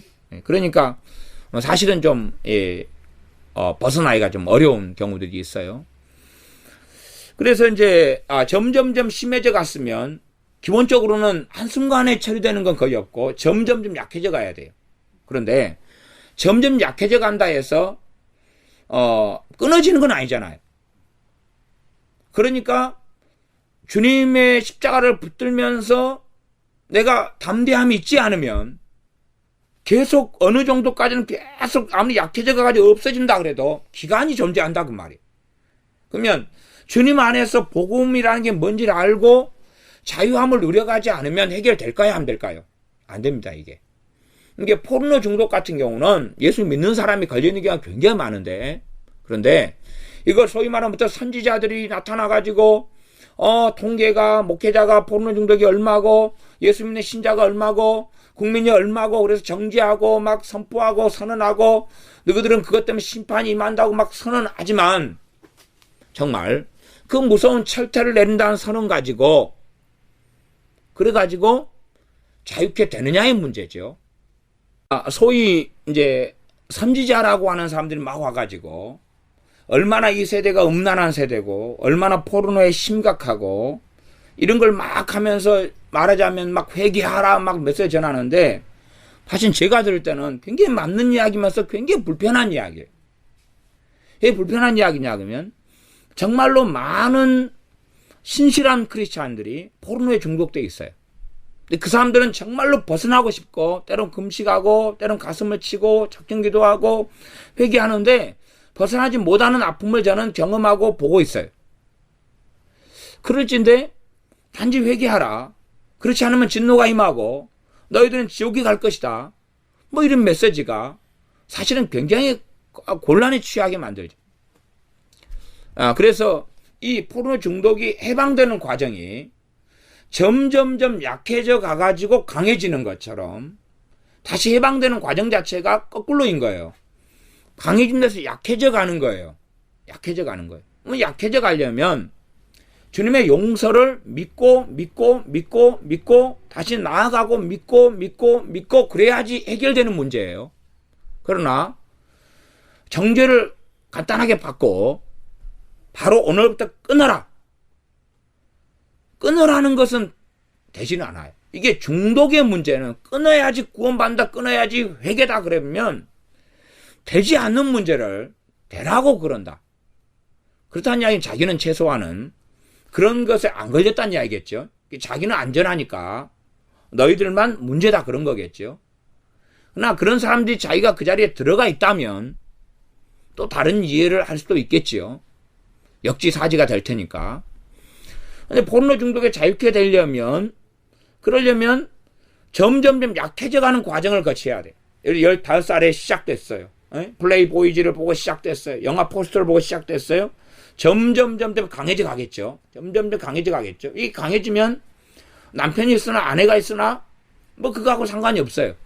결혼하면 좀 나을 거라 생각하지만 중독까지 가버리면 어진간한 정도에서는 배우자가 있으면 괜찮아지는 면이 있으나 어느 선을 넘어버리면 배우자가 있어도 아무 상관이 없어요. 약간의 도움은 되지만 그러나 별로 도움은 되지 않지. 그래서 과거에 성경이 쓰여졌을 때는 지금처럼 어떤 이런 성적인 문화가 발달하지 않았기 때문에 그래서 그때는 배우자를 구하는 것만으로 많은 처리가 됐기 때문에 고린도전서에서는 배우자를 구해가지고 분방하지도 말고 그리고 그 결혼해가지고 자기 몸을 서로 주장하지 말고 그렇게 해서 음행의 연고 때문에 아내와 남편을 두라. 음행의 연고 때문에 결혼을 해라. 이런 말씀을 고린도전서는 하고 있죠. 그러나 지금은 이제 이게 심화되면 음행의 연고 어떤 음란성 이런 게 있어도 결혼을 한만으로는 처리가 안 된다는 사실이에요. 그렇게 처리는 되지 않아요. 더군다나 이제 항상 사이가 좀 인꼬부부 같으면 어떤 성적인 충독이 일어나면 결혼 관계를 통해 해소하면 되지만 성적 충독이 일어났는데 배우자하고 대판 싸웠단 말이에요. 그래서 우리 방으로 갈까? 왜? 나한테 욕하려고? 내가 당신하고 이런 상황에서 뭐 같이 뭐 좋다고 뭐 희작거리고 입맞추게 생겼어? 저리 가. 그렇게 되는 경우가 일반적이죠. 마음 상한데 여자들이 남편하고 정상적인 이 부부 생활을 하기도 어려울 거고. 그래서 요즘 현대 시대로 돌아오면 성경의 상황하고는 사실상 말씀 진리가 그대로인데 그런 측면은 분명히 있는데 그러나 그 말씀이 음행의 연고로 자기 배우자 남편이나 아내를 두라는 것은 사실상은 이러한 성적인 부분에 심각함이 생기기 전에 상태를 이야기한 거죠. 옛날에 또 결혼을 빨리 했기 때문에 그런 상태를 이야기한 거지 진척이 많이 돼버린 다음에는 그까지는 이야기하지 않고 있다는 사실이죠. 그래서 이런 중독이나 성적인 부분 이런 게 심화가 일어나 버리면 그 다음에는 심화돼서 천천히 15살 시작됐으면 올라가서 20, 20대, 30대 되면서 굉장히 강해져 버린 것처럼 다시 거꾸로 가야 된다는 사실. 거꾸로 가서 한 걸음 한 걸음 뒤로 후퇴하고 약해져 가는 과정을 통해서 예를 들어 15 시작돼 가지고 35이다. 그러면 20년 동안 어떤 성적인 음란에 막 포르노에 이렇게 잡혔다 그러면 20년은 안 걸려도 그래도 1년은 2년은 심지어 3년 5년은 걸릴 수 있다 그 말이. 해결하는 데는. 그러려면 끊임없이 주님 안에서 자유를 얻어야지만이 가능한 문제가 되는 거예요. 주님의 끊임없이 용서를 받고 누리고 하면서 약해져 가가지고 그러면서 음란행도 축사도 같이 하고 약해져 가가지고 어느 때가 되면 축사할 수 있는 단계가 와요. 단계가. 그 정도 되면 이제 그 오랜 시간 아니어도 쫓아내면 굉장히 자유케 되고 그 다음에 나온 부분 조금만 처리하면 되는 일반적인 부분이 와요. 말하자면 포르노 중독이 심각해 했다. 음란행이 거기에 그러면 꼭 개입돼 있어요. 왜? 틈타까지 들어왔을 거기 때문에. 그러나 음란행을 쫓아내도 절대 떠나지 않아요. 이것이 일정한 이상까지 이 음란의 죄가 간음의 죄가 처리가 돼야 되거든요. 처리가 돼야 돼요. 근데 처리가 되려면 시간을 가지고 주님께 계속 나아가야 되고 나아가서 회개만 한다고 되는 문제가 아니라 용서받음을 자기가 경험을 해야 돼요. 확신해야 되고 믿고 경험해야 돼요. 그러려면 그래서 제가 십자가를 묵상을 많이 해야 된다. 주님께서 내 모든 죄에 대하여 값을 지불하셨다는 것을 다시 확증하고 확인하고 믿고 그래야지 단지 내가 아랜 다음에 용서해 주셨을까 말았을까 동전 던지고 앞면 나오면 용서 뒷면 나오면 아직 안 용서 그럼 5번을 더 하고 동전 던지고 그러면 무조건 다 용서받아요. 왜냐하면 앞면을 정해놓으면 언젠가는 앞면이 나올 거기 때문에. 그러나 그런 방법 가지고는 마음에 잠깐의 위안이 되지만 진짜 자기 양심이나 속 깊은 곳에서는 해결이 안 됨을 알죠. 코미디인 걸 알죠. 블랙 코미디죠. 그러니 우리가 정말로 주님의 십자가를 묵상하고 주님을 얼마나 더 의지하게 되는가. 얼마나 더 의지하게 되는가.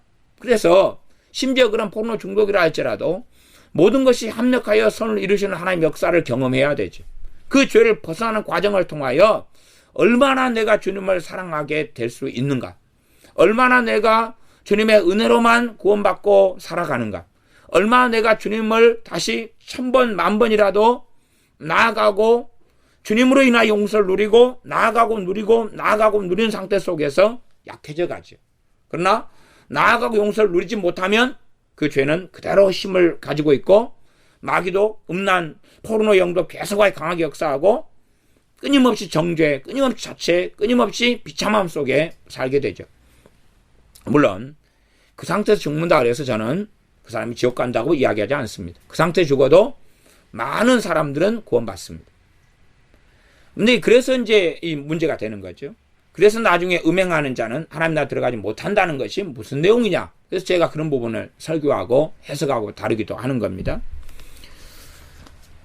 일단은 그런 부분을 떠나서 이제 도움이 되는 말씀 정도 하나 정도만 더 보고 말씀을 이제 그런 부분에서 좀 다루었다고 생각하고 시간이 또 많이 됐으니까 말씀을 마무리를 하는 방향으로 가겠습니다.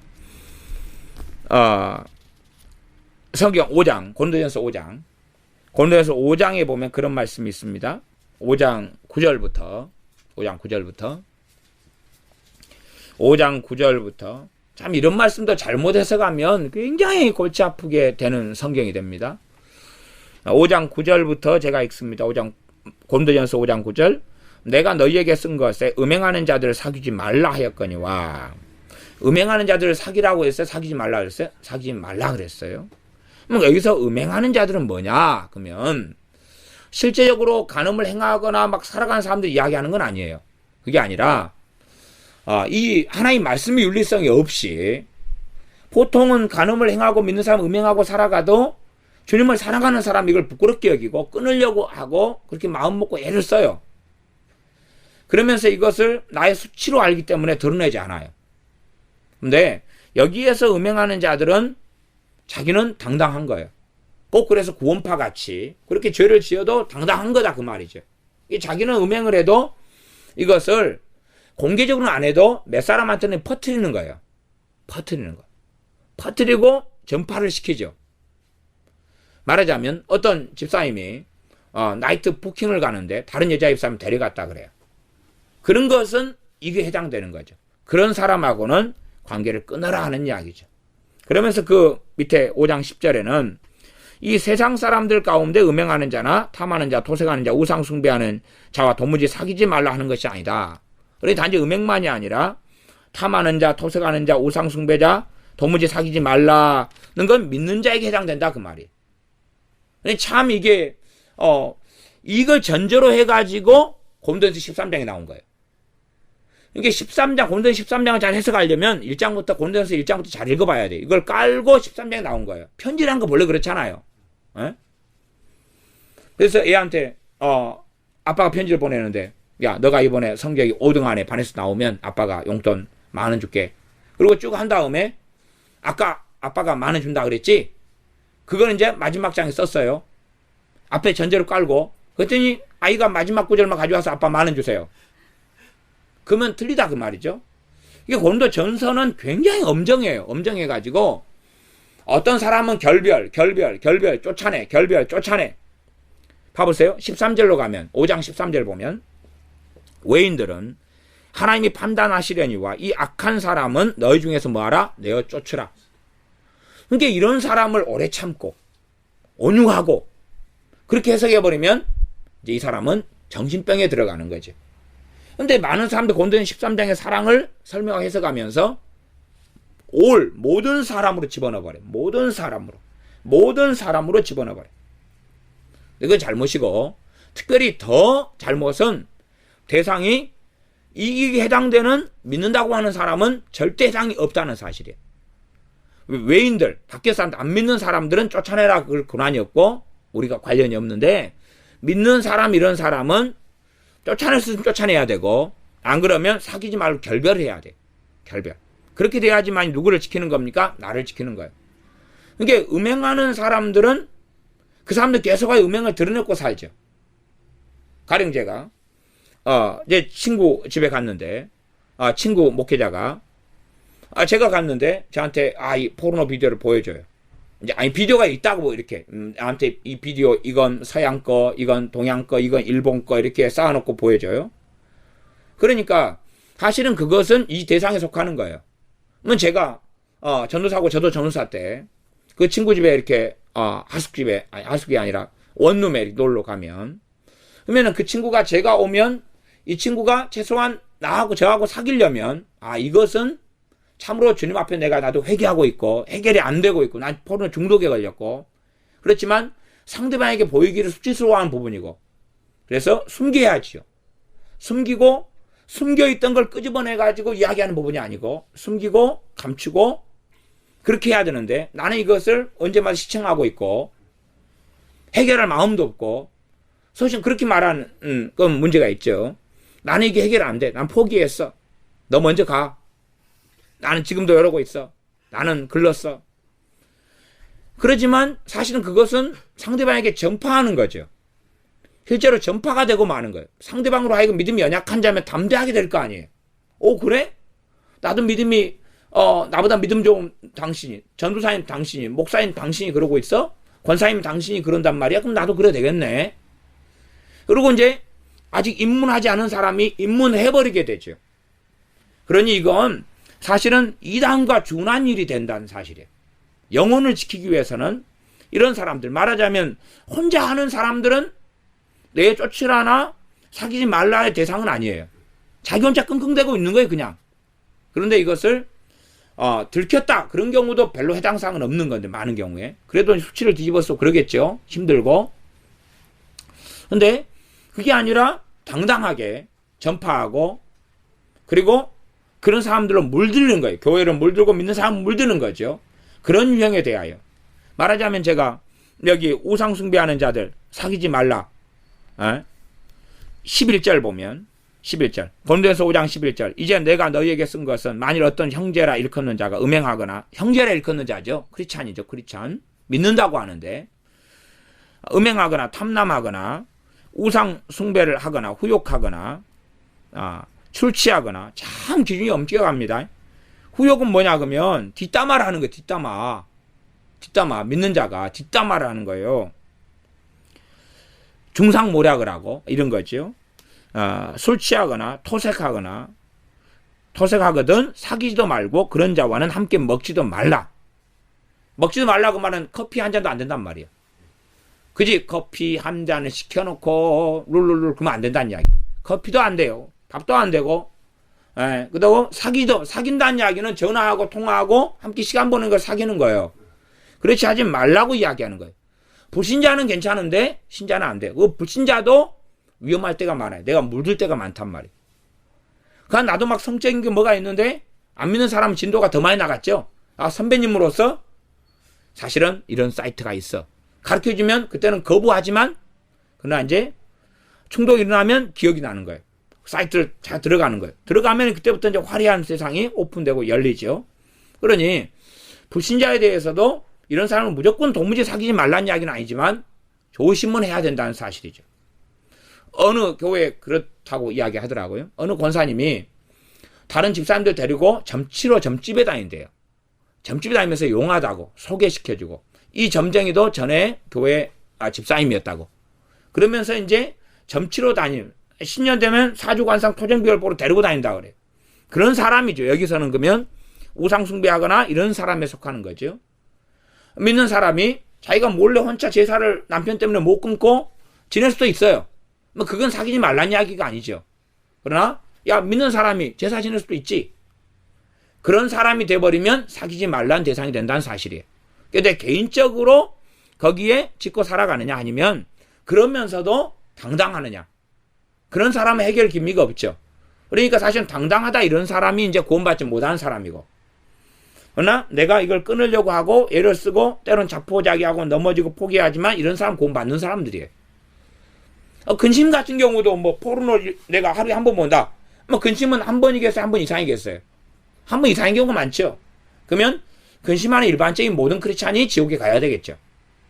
그렇게 따진다면 죄니까. 죄는 죄니까. 끊지 못하는 죄니까. 그러나 대부분의 사람들은 끊지 못하는 죄가 있는 상태에서 인생이 마치고 주님 앞에 서서 책망은 듣지만 구원은 받는다는 사실이죠. 여기에서는 이제 자기가 그런 죄를 짓지만 당당한 거예요. 봐봐. 내가 지금 이 도둑질을 계속 하고 있어. 이 세금 탈세를 하고 있어. 근데 야, 방법을 가르쳐 줄까? 강집사? 강집사 이거 이 집사? 이거 이렇게만 이 국가 돈을 이렇게 돌라먹는 거야. 야, 얼마나 좋은지 몰라. 그러면 그 사람들은 사실은 어느 때가 더 지나가면 구원받지 못한다는 사실이죠. 왜? 그런 것은 이게 약탈하는 토색하거나 토색에 들어가거든요. 토색에 들어가. 도둑질이니까. 근데 우리가 어느 불가피한 상황 속에서 그런 상황이 벌어져요. 그리고 아이고 나도 진짜 이거 미안하고 어쩔 줄 모르고 또 그냥 상황상 그냥 세금을 탈세가 도둑질 했어요. 그런 다음에도 아이고 다음에 안 그래야지. 그런 경우하고는 다르다는 사실이죠. 그들은 점점 그런 일을 하면서 담대하다 그 말이. 이런 경우는 안 된다는 사실이죠. 술 취하거나 이것도 사귀지 말라 그런 거예요. 상당히 무섭죠 말씀이. 근데 술 마시고 홍청망청한 사람 사귀지 말라냐? 그게 아니에요. 대부분의 믿는 사람이 술 많이 마시는 사람도 있어요. 근데 그런 사람들은 주일날 예배 나갈 때 되면 술 냄새 안 나려고 애쓰고 들킬까 애쓰고 그런단 말. 그런 사람 해당이 없는 이야기예요. 물론 하나님 가까워지진 않아요. 막 성령으로 충만하지거나 막 기쁨 속에 살지는 않아요. 그러나 믿는 사람으로는 있다 그 말이에요. 그리스도인 구원받는 하나님 주님의 생명체계는 있다 그 말이에요.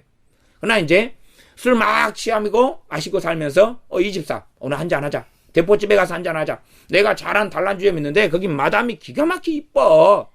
응? 한잔 하자. 이런 사람은 주님하고 상관없는 사람이고 이런 사람 내어 쫓고 사기도 말고 함께 먹지도 말아야 되는 대상이다 그 말이에요. 믿는 사람 중에서. 그렇기 때문에 이런 포르노 중독이다 그러면 해결하려면 약화제에 가야 되니까 자기에 대하여 굉장한 용납이 필요해. 죄는 죄인데 용납이라는 것은 죄는 죄인데 기다릴 수밖에 없는 시간들, 인내할 수밖에 없는 시간들, 그리고 참을 수밖에 없는 시간들. 그러면서 주님 앞에 나아가고 그러나 나아가서 복음을 잡고 나아가야지 그냥 밑도 끝 없이 나아가가지고 음성을 들으려고 하면서 하나님 내가 어제 또 밤에 또 한 편 봤습니다. 그런데 용서해 주십시오. 용서하실랍니까? 안 하실랍니까? 음성으로 말씀해 주세요. 뭐 음성은 안 들려요. 표적으로 말씀해 주세요. 증거를 보여주세요. 증거를. 아니면 동료 던지기로 하나님. 연속 안면이 3번 나오면 어렵게 좀 해야 돼요. 3번 나오면 용서.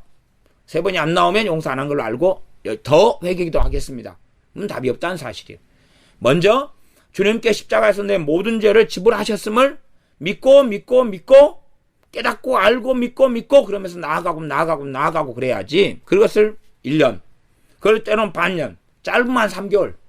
짧고요. 그 다음에 이제 어느 때가 되면 마귀 역사, 이제 죄가 어느 정도 회개되면 그 다음에 마귀를 쫓아내보면 그 다음에 굉장히 쉬워져요. 근데 바로는 못 쫓아내고 어느 때 돼서 약화돼가지고 어느 타임이 오면 이제 성령 역사가 좀 사는 사람들은 이걸 딱 알아요.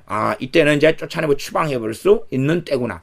그러지 많은 사람은 이 중독에 깊이 들어간 상태에서 쫓아내만 달라고 저한테 오는 사람들도 있어요. 이런 사람들은 쫓아내지 못하고 원리를 이야기해도 이 사람들은 주님 안에서 십자가를 붙들고 해결을 또 못하셔요. 그러니까 해결이 안 된 상태로 대부분 끝나시거나 시간이 되면 더 악화돼 가시는 경우들이 많더라 그 말이죠. 그래서 10계명 제7계명 간음하지 말지니라 하는 주님의 말씀을 우리가 이렇게 함께 좀 복잡하지만 개괄적으로 살펴보았습니다. 많은 과제물들이 있고 그러나 그 많은 과제물에 대해서는 답이 없다. 그러니 감사하게 사마리 여인 같은 이 사건을 통하여서 해결해라. 그러면 구원해 줄 것이다가 아니라 구원이 먼저 하시고 이제 한 걸음 한 걸음 걸어가야 되죠. 이 사마리 여인이 걸어가야 돼. 구원은 받고 걸어가는 거예요. 1만 달란트 탕감을 먼저 받고 그가 걸어가는 거예요.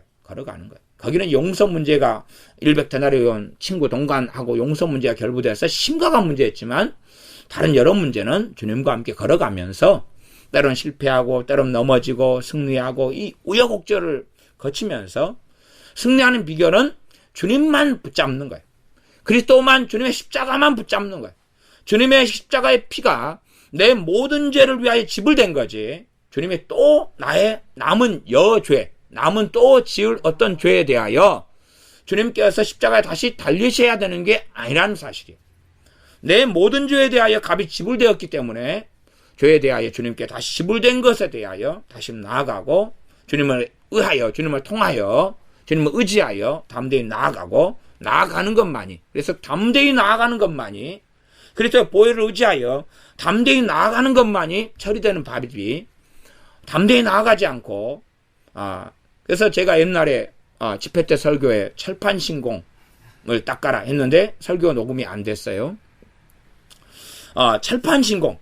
근데 내가 강팍하기 때문에 철판이 아니라 우리 주님의 보혈은 내 죄만이 아니라 인류의 죄를 다 감당할 정도로 위대하시기 때문에 주님의 십자가는, 주님의 대속은 내가 상상하는 것보다 더 위대하고 놀랍고 영광스럽기 때문에 그것 때문에 내가 철판을 가지는 거다 그 말. 담대함을 가지고 다시 하나님의 보좌 앞에 내 죄를 가지고 나아갈 때에 우리는 자유케 되는 길을 걸어갑니다. 기도하겠습니다. 아버지 하나님, 간음죄에 대하여서 또한 일부의 이혼이나 재혼에 대하여 말씀을 나누었습니다. 이혼 때문에 고통하는 사람들, 재혼 때문에 고통하는 사람들 주님 안에서 주님의 십자가로 인하여 자유케 되게 하여 주시옵소서. 이 간음죄에서 누가 눈으로 보고 간음하는 것부터 시작하여서 누가 자유로울 수 있겠습니까? 스스로 변명하고 합리화하여 나는 자유롭다, 나는 깨끗하다 말할지라도 그럴 사람이 주님 앞에서는 아무도 없을 것이오매 우리가 다른 사람을 판단하고 정죄하고 비난하고 헤아려서 스스로 나는 괜찮은 사람이야 하지도 말지며, 또한 우리가 끊임없이 이러한 음행이나 음란 속에 들어가서 산다면 이것을 우리 내 결단과 내 의지로서 해결될 수 없는 부분이오매 우리 주님의 십자가를 붙잡고 담대히 나아가고 내 결단이나 내 금식이나 내 작정이나 내 헌신의 뭔가를 통해서가 아니라 오직 우리 주 예수 그리스도 주님의 십자가와 흘리신 그 보혈만을 붙잡고 대속의 은총만을 붙잡고 나아갈 때에 그냥이 아니라 더 담대히 더 담대히